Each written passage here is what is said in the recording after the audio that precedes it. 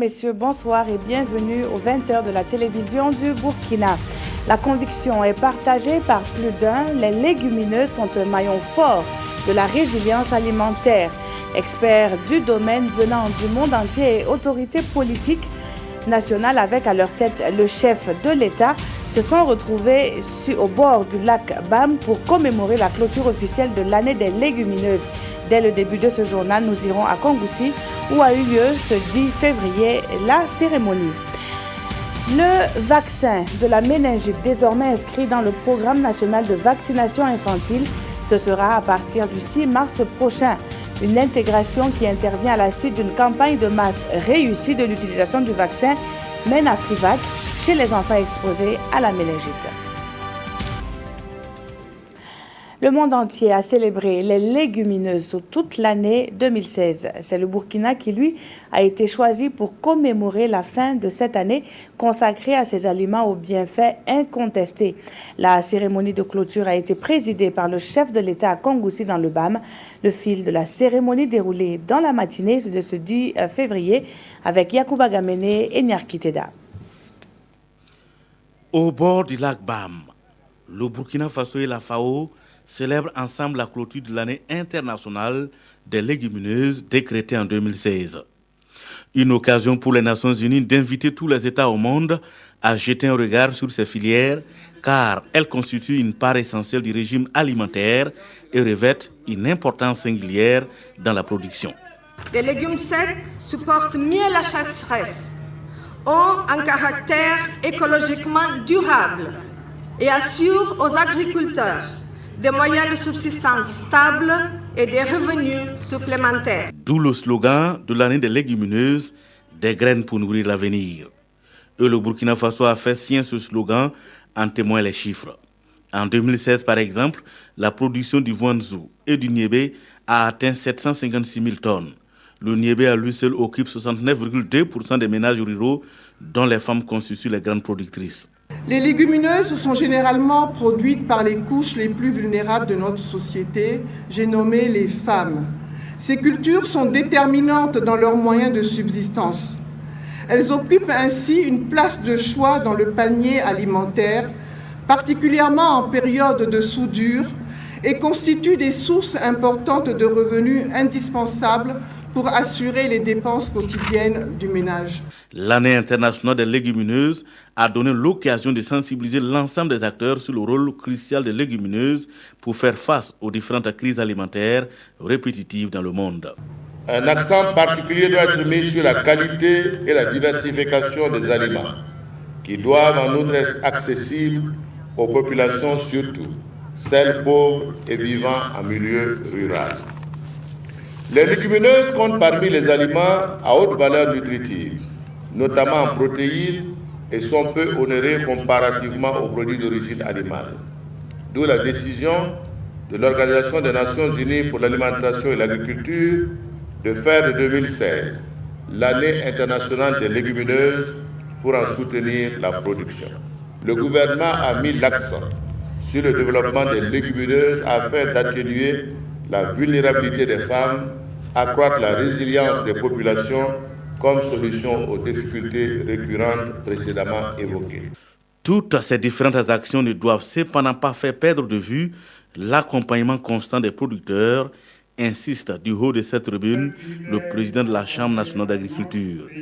Il a été soutenu par les femmes productrices du BAM qui réclament en outre le désensablement de leurs lacs et un don en matériel adéquat de production. Pendant ce temps, à Ouagadougou, le Salon international de l'agriculture, de l'hydraulique et de l'élevage bat son plein. Ouvert hier, le salon se veut un cadre de rencontres et d'échanges entre acteurs. La commercialisation des produits issus de l'agriculture est également dans le viseur de ce salon. Le point avec Konsoun Koulibaly et Aboubakar Sayon. Le potentiel agricole du Burkina et de l'espace UEMOA exposé au Salon international de l'agriculture, de l'hydraulique et de l'élevage CIAL. Sur les sites, des machines agricoles, des broyeurs polyvalents, du matériel d'irrigation, des semences améliorées, des produits phytosanitaires, des produits issus de la recherche et de l'élevage. L'ambition du CIAL est de promouvoir la production et la commercialisation des produits agro-silvopastoraux, d'améliorer la compétitivité et l'accès au marché. Nous nous sommes rendus compte que le monde agricole, et dont les producteurs, qui sont des gens formidables, avaient un besoin énorme de rencontres. Nous avons voulu, dans un même creuset temps et géographique, proposer avec votre gouvernement, avec les autorités ministérielles, la possibilité que cette rencontre devienne une réalité. Le CIAL est donc une plateforme pour valoriser le savoir-faire des pays concernés et informer les acteurs des différentes filières sur les technologies les plus performantes. Je trouve que c'est une très belle initiative parce que nous racontons le monde agricole comme nous sommes du monde agricole. Vous savez très bien que nous étions aux OGM. Maintenant, nous sommes dans le conventionnel et on explique. Depuis que nous sommes là, nous avons vraiment eu des rencontres fructueuses. Nous avons échangé par rapport à l'amélioration du rendement à l'hectare, à l'amélioration de la productivité. La conviction des organisateurs et des participants est qu'aucun développement ne peut se faire en vase clos. C'est donc du brassage des acteurs et des échanges de technologies que germera la révolution verte appelée de tous les vœux. À la primature, la nouvelle commissaire aux affaires politiques de l'Union africaine est allée exprimer sa reconnaissance. Minata Samaté y a également abordé les sujets relatifs à son portefeuille. L'audience avec Paul Kabatieba nous est rapportée par Souleymane Sanou et Aruna Mari.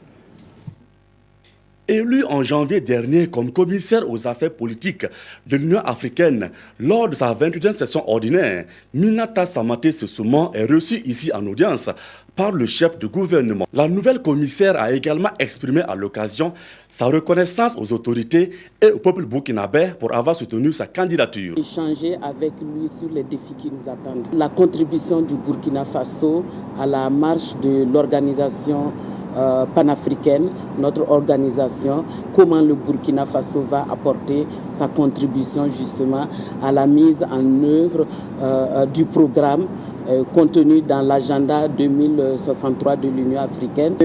Les objectifs que nous, Burkina Faso, nous visons à travers notre participation à cette gouvernance mondiale. Son expertise est à présent attendue pour l'application de la Charte africaine de la démocratie, des élections et de la gouvernance.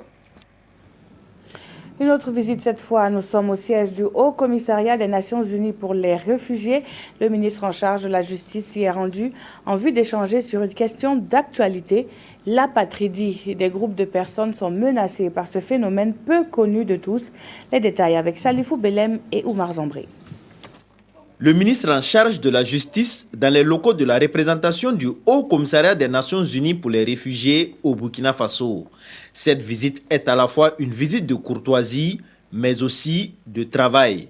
Et s'agissant du travail, il a essentiellement porté sur les actions conjointes dans la lutte contre l'apatridie. Nous avons eu des points de convergence sur la nécessité de tout mettre en œuvre pour éviter ces situations au Burkina Faso. Ce sont des situations dont le risque est réel.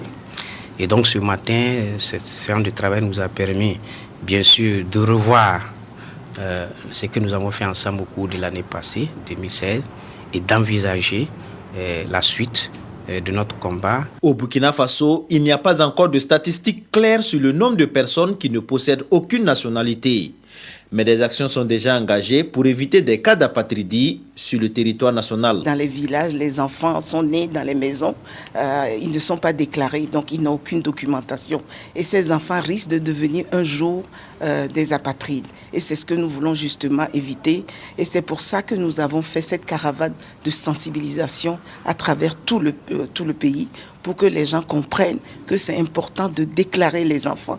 Pour cette année 2017, le ministère de la Justice a déjà élaboré un plan d'action contre l'apatridie. Un plan qui, une fois validé, va donner une visibilité aux actions menées sur le terrain et contribuer à la diminution de façon drastique des cas d'apatridie au Burkina Faso, selon le ministre en charge de la Justice. Zéphirin Diabré soutient la lutte menée par les syndicats des travailleurs de la santé humaine et animale. Le chef de file de l'opposition politique l'a assuré au cours d'une audience qu'il l'a accordée à la sous-section Yalgado Ouedraogo du Sincha. Une rencontre intervenue cet après-midi même au siège du CEFOP.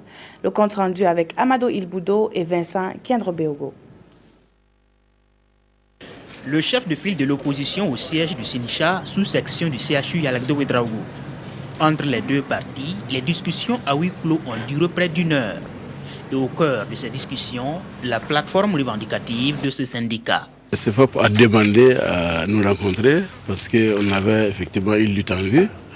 Ils avaient souhaité venir nous encourager. Nous n'avons pas trouvé un problème à ça. Les gens qui sont en lutte et puis d'autres viennent pour les encourager. A priori, il n'y a pas de problème. La sécurité des agents de santé à leur poste ou les difficultés liées à la mise en œuvre de la mesure de la gratuité des soins, autant de problèmes qui agitent ces travailleurs. Et ils ont le soutien de Zéphirin Diabré qui rejette la balle au gouvernement. Pour prendre la question de la gratuité des soins, je crois comme eux qu'il faut que le gouvernement soit honnête et reconnaisse devant les Burkinabés que cette intention qui est très louable, il n'a pas pu la mettre en œuvre comme il le fallait.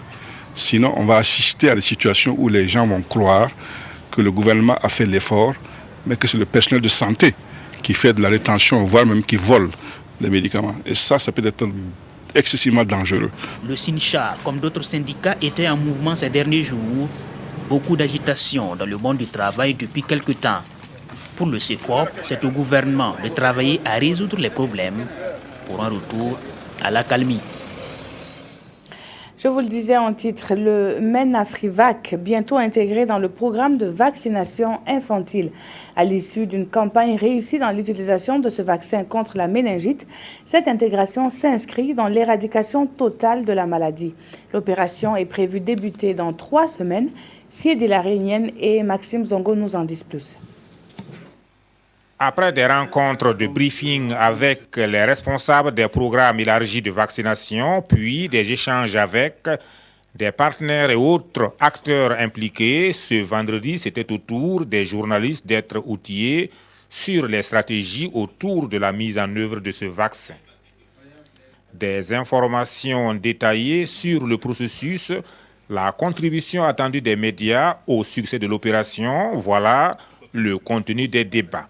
Nous avons effectivement rencontré les médias pour en fait justement les donner un certain nombre d'informations sur entrer dans le cadre de ce processus-là et leur demander vraiment de nous accompagner pour en fait justement sensibiliser les populations et les inviter vraiment à se faire vacciner en fait justement contre cette maladie qui est une maladie très grave et qui peut justement entraîner donc les décès et des séquelles très importantes. C'est pour renforcer les acquis de la campagne bloquée de 2010 puis de la séance de rattrapage de novembre dernier que cette opération dite de routine sera organisée à partir du 6 mars prochain. Elle va consister à l'administration au quotidien du vaccin à tous les enfants au niveau des différents centres sanitaires. Toute chose qui va leur assurer une protection pendant 10 ans contre la méningite. Du matériel sanitaire pour les populations de l'arrondissement 7 de Ouagadougou.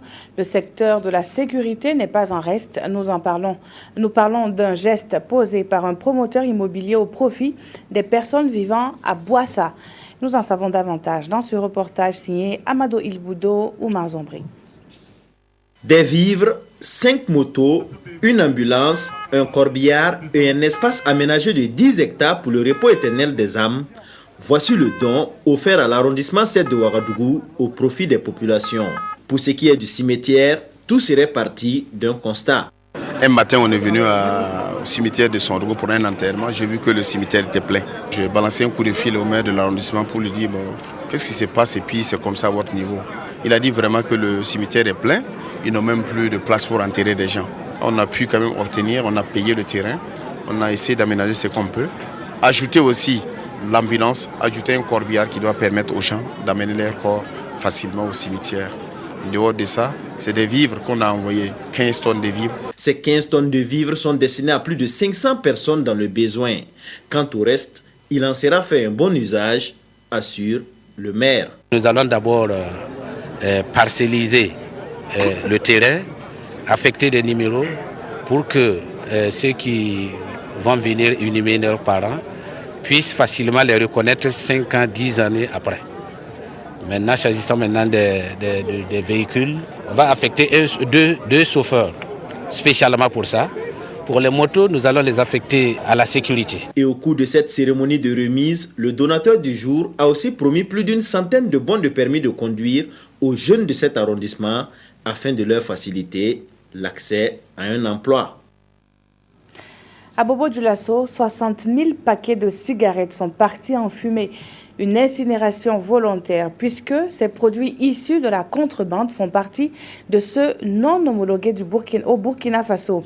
La saisie est le fruit d'une synergie d'action entre la douane, la police, la gendarmerie et la répression de la fraude. On fait le point avec Karim Sissé. Encore des cigarettes de contrebande saisies. Après l'opération du 17 mai 2016, les services des douanes de l'Ouest du Burkina Faso, en collaboration avec ceux de la police, de la gendarmerie, des affaires économiques et de la répression de la fraude, ont mis la main sur 60 000 paquets de cigarettes d'une valeur de plus de 13 millions de francs CFA. Ces saisies répétitives, n'est-ce pas, montrent que, n'est-ce pas, les différents services que je viens de citer, n'est-ce pas, redoublent d'efforts, n'est-ce pas, pour chaque jour traquer la fraude et surtout lutter contre l'importation des produits dangereux qui sont les stupéfiants, la cigarette et ça. Les produits de contrebande affectent négativement la santé de la population, mais également le tissu économique du pays. De telles saisies sont donc salutaires, étant donné que les contrebandiers essayent de développer de nouvelles techniques de fraude. Nous sommes chargés de lutter contre la fraude et quand on arrive à saisir des produits de la fraude que nous sommes en train de détruire, nous dirons que quand même c'est un bon résultat. Mais notre souhait, c'est d'aller plus loin et mettre un frein à ce phénomène de la fraude-là.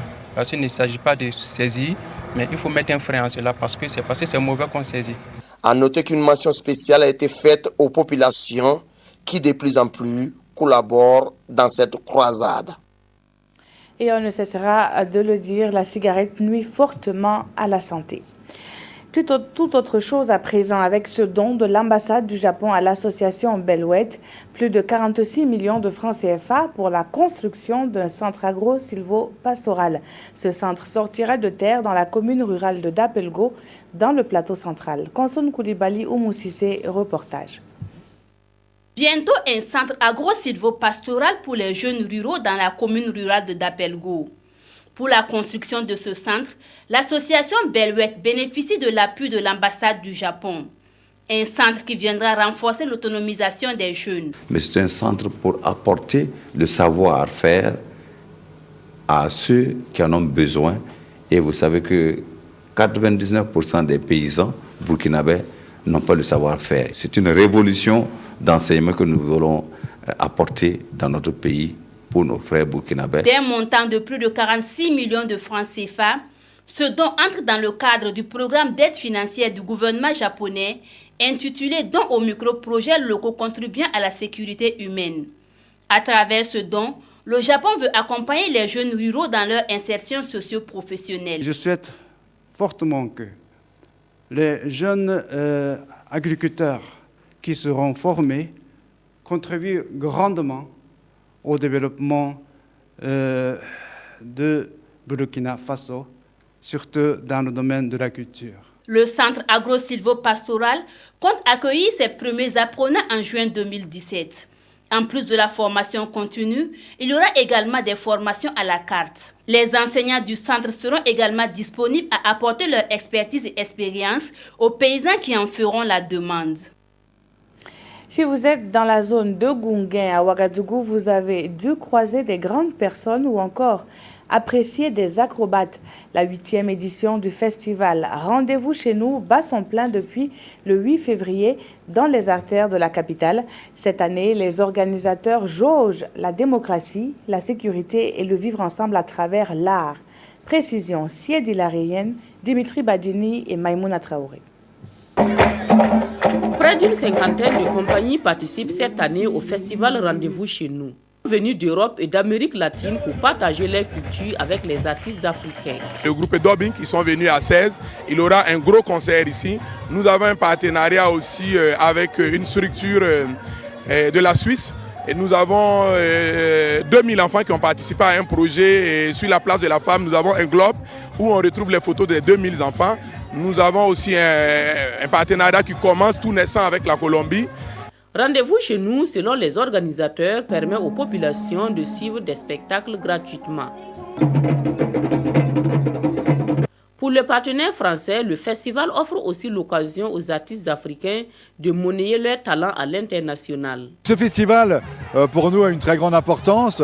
Il rassemble des artistes du monde entier, beaucoup bien sûr d'Européens, beaucoup de compagnies françaises et bien sûr beaucoup de compagnies d'Afrique de l'Ouest. S'il est relativement facile, entre guillemets, aux compagnies françaises et européennes de s'auto-produire sur le festival, c'est plus difficile pour les compagnies africaines de venir simplement pour se nourrir, pour payer l'hôtel, pour se transporter aussi. À partir du 15 février, le festival Rendez-vous chez nous se délocalise à Bobo-Dioulasso et à Bamako. Il fermera ses portes le 26 février prochain. Et on revient au Faso où l'actualité sportive est marquée par les préliminaires des Coupes africaines. Elles se jouent ce week-end et le Burkina est engagé en Ligue des Champions par le Rail Club du Kadiogo. En Coupe CAF, l'AS Sonabel doit défendre les couleurs du Burkina face au Sporting Club de Gagnoa ce dimanche. Demain, le RCK joue contre les Diables Noirs du Congo-Brazza. Le point avec Nongba Kouda et Kalfa Ouattara. Après l'épopée de la CAN, voici le Burkina sur un nouveau front. Les Coupes africaines. En Ligue des Champions, le Rail Club du Kadiogo devra batailler face aux Diables Noirs du Congo-Brazzaville. Pour ce premier round de cette double confrontation, les Faucons entendent mettre toutes les chances de leur côté. D'abord, c'est du gagner. Ici, on a le même état d'esprit. Tous les joueurs sont convaincus qu'on va gagner le match. Je pense que rien de tel, on va gagner le match. Aujourd'hui, le club de Kadiogo a 9 journées. Il a beaucoup de mal dans les chambres. Nous sommes aujourd'hui à notre 4e journée. Tout ceci est pour finir au niveau de la préparation. Engagé en Coupe CAF, l'AS Sonabel joue le Sporting Club de Gagnoa. Une équipe ivoirienne qui n'est pas une foudre de guerre. Nous savons qu'ils sont un peu mal positionnés, tout comme nous, parce que nous ne sommes pas à la place qu'on voulait. Et aussi, c'est sûr qu'ils ne sont pas contents de leur placement. Mais dans tous les cas, un match de Coupe d'Afrique n'a rien à voir avec un match de championnat. C'est une autre motivation, c'est une autre tactique qu'il faut mettre en place. Je pense que chacun va préparer le match pour quand même essayer d'avoir le meilleur résultat possible. Pour ces 2 matchs à domicile, l'entraîneur des Faucons appelle le public à un sursaut patriotique. Nous représentons bien le pays. Je pense simplement que c'est un appel solennel au public. Quelle que soit votre couleur du club, demain, le RCK jouera sous la bannière du drapeau national. Pour nos 2 représentants, il faut vaincre les signes indiens et intégrer les phases de groupe. Ce qui sera une première pour un club burkinabé. Et puis, plus de détails sur cette actualité sportive à suivre tout à l'heure au magazine des sports et ce sera avec Jérôme Tiendrobeogo. La revue de presse à présent, les quotidiens du jour reviennent sur le maintien de la suspension du décret migratoire de Trump. Les différentes manifestations des syndicats nationaux sont aussi commentées dans vos journaux lus pour nous par Aimé Solange Guillemard. Citoyens nous informe que le collectif des syndicats autonomes de l'éducation, section du OUE, s'insurge contre les retenues mensuelles de 30 000 à plus de 200 000 francs CFA pour grève sur le salaire de ses militants et annonce le boycott d'un certain nombre d'activités telles la composition de fin de trimestre et d'année scolaire, le remplissage des fiches de suivi de temps d'apprentissage et des registres d'appels journaliers. Pendant ce temps, aujourd'hui, OFASO indique que les agents du ministère des Infrastructures eux étaient en sitting hier pour exiger la satisfaction de leurs plateformes revendicatives, dont une meilleure organisation du travail au ministère, la fin du chômage technique des agents du ministère. Heureusement que le Sincha, lui, temporise comme nous l'indique l'observateur Palga. Il a suspendu la marche et le sitting de protestation initialement prévu pour le 10 février. Le pays précise qu'il était question de la sécurité des agents de santé, de l'amélioration des conditions de travail et de l'application de la loi 081 au profit des agents de l'hôpital. C'est donc suite à des échanges entre acteurs concernés que le mot d'ordre a été levé. En page internationale, Citoyen nous apprend que le juge que Donald Trump vient de proposer pour la Cour suprême a ouvertement critiqué les propos du président des États-Unis vis-à-vis de la justice américaine. Ce magistrat conservateur regrette des critiques démoralisantes et décourageantes. Est-ce un calcul politique ou s'agit-il d'une critique sincère, se demande bien le quotidien d'État. Ce qui est sûr, Trump devra souffrir que chaque institution de l'État puisse jouer sa partition en toute indépendance du pays. Dans le cas contraire, il risque d'être mis hors de la piste par une procédure d'impeachment et un tel game over, il l'aura bien cherché et mérité, conclut ce journal. Et merci d'avoir suivi le nôtre qui s'achève. La dernière édition, c'est à 22h30 avec Ruth Ouattara. Très bonne suite de programmes sur la télévision du Burkina.